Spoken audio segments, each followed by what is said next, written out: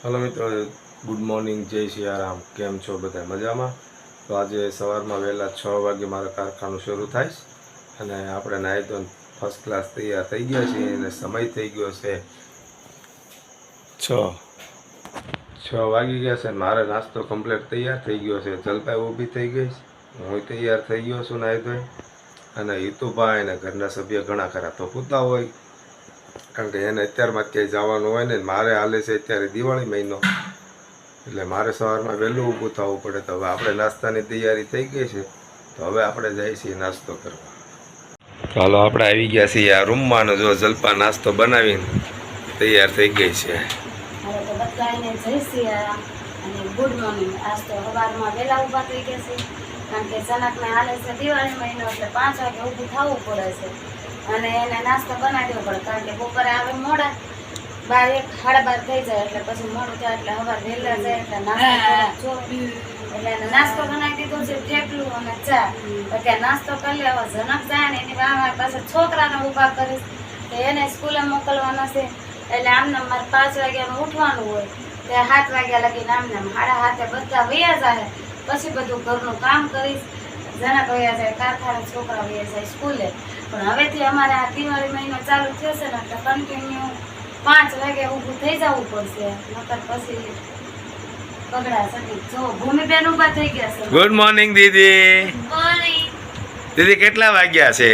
10:30। 10:30। જો અમારે આ ઘડિયાળ થઈ ગઈ છે બંધ, એટલે આમાં વાગ્યા છે અત્યારે 10। અને આ ભૂમિ નીતુભાઈ બે હોતા છે ને આપણે હવે હાલો તો જો એને નાસ્તો બનાવી દીધો, તો એ વહેલા સવારમાં નાસ્તો કરીને જાય છે, કારણ કે નાસ્તો કરવો પડે, પછી આખો દિવસ એને બપોર પાડવા એટલે થોડુંક આકરું લાગે, એટલે મેં નાસ્તો બનાવી દઉં એને। હાલો મિત્રો, મોર્નિંગ નો નાસ્તો કરવા થેપલું ને ચા છે।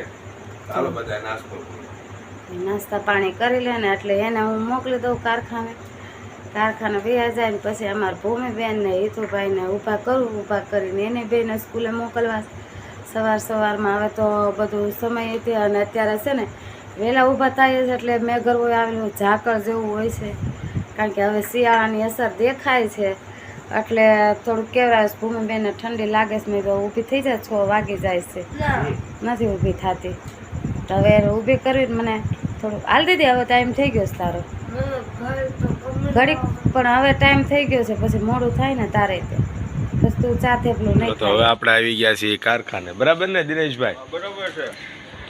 હા, થઈ ગયા આપણે એન્ટર અંદર દિવાળી સ્ટાર, અને અંદર એન્ટર થતા જો આ માતાજીનું સ્થાનક છે ખોડિયારમાંનું। આમાં કંઈક અજવાળા તો કરો એલા દીના, અજવાળા લાઇટ બાઇટ કરો। તો હું દિનેશભાઈ બે કારખાનાના દાદરા ધીમે ધીમે ચડીએ છીએ કા દિનેશભાઈ? કોણ કોણ આવ્યું છે જોઈએ।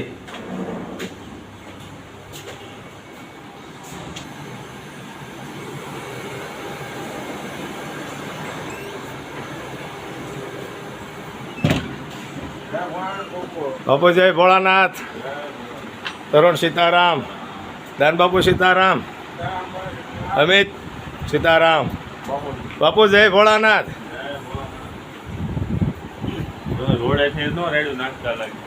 હે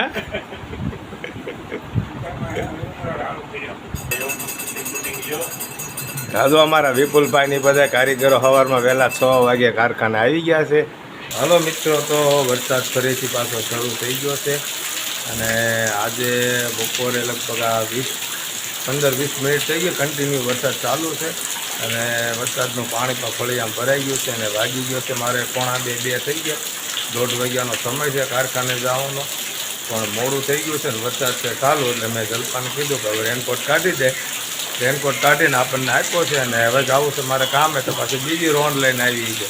તમે કે મૂછુંની કઢાવીને આવજો, એમ આપણે મૂછું રાખી છે ને, તો હું તમને પહેલાં વરસાદ બતાવું, પછી પાછા જઈએ આપણે ત્યાં, શું કહીશ મને મૂછું બાબતે એવી।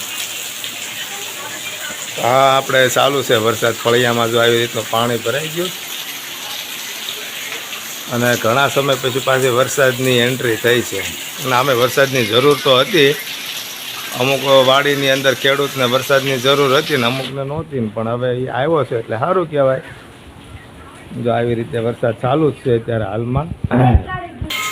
તો આપણે જઈએ છીએ જલપા પાસે કે હવે ઈ મને જે ખીજાતી હતી મને દાઢી વિશે મૂછું વિશે એ તો સંભાળો મત માં તમને, ક્યાં કારણ કે 15-16 વર્ષ થયા છે અને આવી કોઈ મૂછું રાખી નથી અને એ આવી રીતે રાખે તો એ કેવું લાગે એને, મોઢું કેવું પાટિયા જેવું લાગે છે. હું કહેતી હતી મેં મૂછું નથી સારી લાગતી હતી એમ બેન વખાણ કરે નહીં મારા ભાઈ હીરો જેવો લાગે છે એમ. તો મેં કીધું ભલે રહી એ મૂછું જો અને આ વરસાદ આખી રાતે આવ્યો છે અને દિવસે આવ્યો છે. આ છે ને આપને હેરાન કરવા આવે છે, કારણ કે શું છે સાતમ આઠમમાં આવ્યો હતો પણ આપણે કઈ બહાર જવાનો મેળ નહોતો આવ્યો. હવે નવરાત્રીને થોડાક દિવસની વાર છે એટલે પાછો વરસાદ અત્યારથી ચાલુ થઈ ગયો છે એટલે નવરાત્રી નથી કરવાની, બાયું ઘરે ને ઘરે રહેવાનું છે.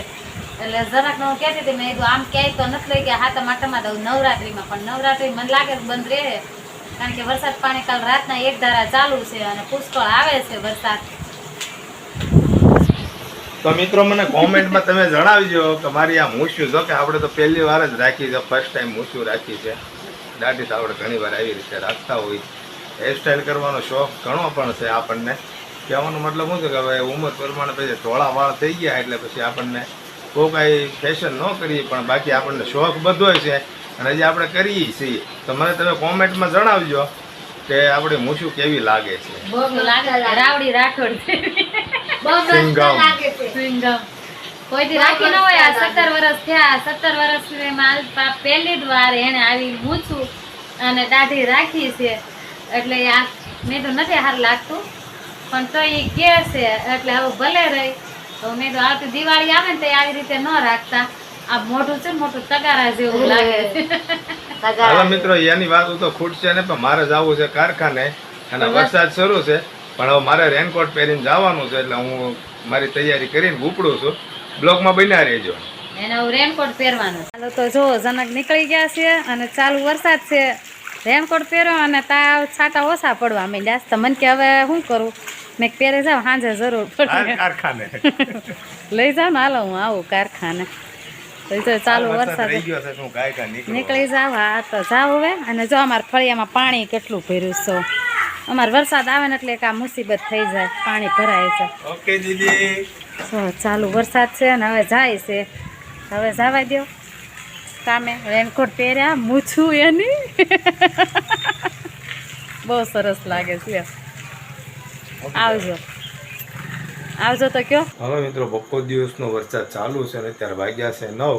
જો કે બપોરે ધીમી ધારથી વરસાદ ચાલુ હતો અને અત્યારે લગભગ 7-7:30 ની આસપાસ ધોમધોકાર વરસાદ આવતો હતો અને આવે છે.